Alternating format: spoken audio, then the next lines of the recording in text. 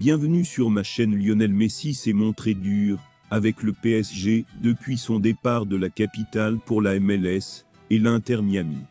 La dernière en date a eu lieu cette semaine et a été diffusée sur la chaîne YouTube d'Olga. Avant de continuer, prends le temps de souscrire et appuyer sur la touche de notification pour les futures vidéos. Aux côtés de l'acteur et comédien argentin Miguel Gallardo, le septuple Ballon d'Or a été condamné pour manque de reconnaissance. Le PSG, après avoir remporté la Coupe du Monde avec l'Argentin à la fin de l'année dernière.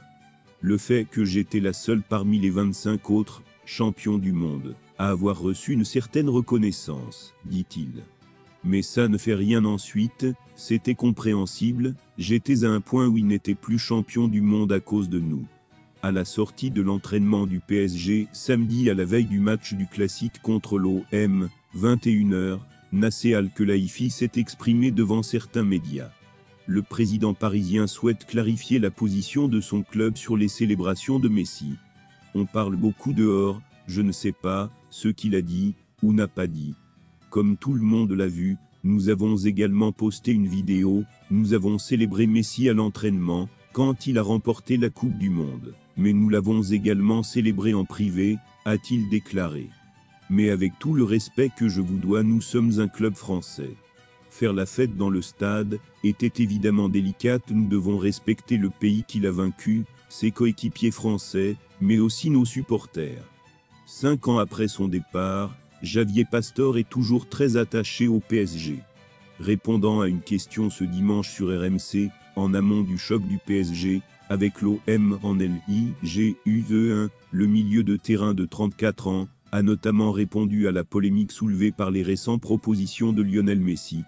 Je ne lui ai pas parlé, mais c'est normal, il est difficile de célébrer un champion du monde dans un pays qui a perdu la finale, estime Pastore. Cela signifiait beaucoup pour le club qu'il n'était rien fait d'important, pour éviter de souligner un mauvais moment pour la France, et pour les joueurs parisiens, qui ont joué pour la France.